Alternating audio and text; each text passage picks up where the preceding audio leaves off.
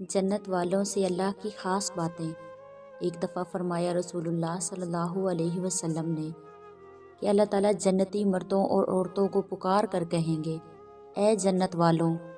اس کے جواب میں جنت والے لبیک کہیں گے، یعنی اے ہمارے رب، ہم تیرے دربار میں حاضر ہیں اور بھلائی تیرے قبضہ قدرت میں ہے، جس کو چاہے عنایت فرما دے اور جس کو چاہے نہ دے، کیونکہ تو مالک ہے۔ اس وقت اللہ تعالیٰ ان جنت والوں سے ارشاد فرمائیں گے، کیا تم لوگ ہم سے خوش ہو؟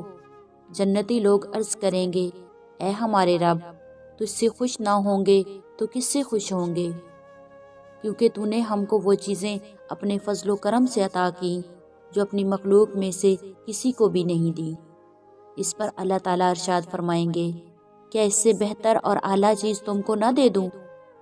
جنت والے عرض کریں گے، اے ہمارے رب، ان نعمتوں سے زیادہ کون سی نعمت بہتر ہوگی جو تو نے ہم کو جنت میں دے رکھی ہیں، یعنی ہر قسم کی کھانے کی چیزیں، عمدہ سے عمدہ لباس، اعلیٰ سے اعلیٰ مکانات اور باغات وغیرہ۔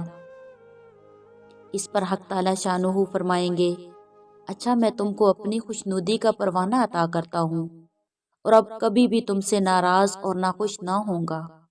سبحان اللہ۔ گویا اللہ تعالیٰ کی رضامندی کا پروانہ اتنا قیمتی ہے کہ جنت کی تمام نعمتیں اس کے مقابلے میں بے قدر ہیں۔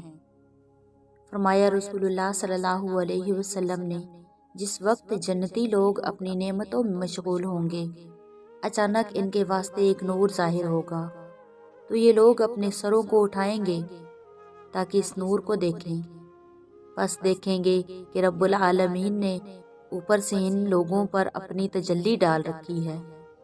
اس وقت اللہ رب العزت کا پہلا جملہ یہ ہوگا، السلام علیکم یا اہل الجنہ، اور یہ وہی سلام ہوگا جس کا وعدہ قرآن پاک میں ہے، سلام قولا من رب الرحیم۔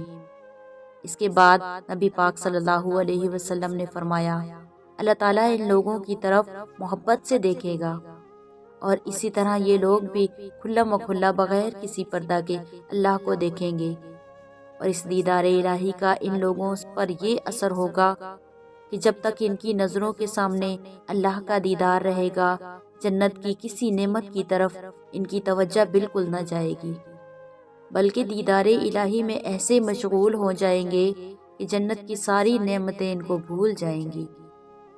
اس کے بعد اللہ تعالیٰ اپنے نور یعنی اپنی ذات کے درمیان پھر پردہ ڈال لیں گے اور ان لوگوں کی نظروں سے پوشیدہ ہو جائیں گے، لیکن اس نور کا اثر اور مشاہدہ کی کیفیت اور لذت اب بھی باقی رہے گی۔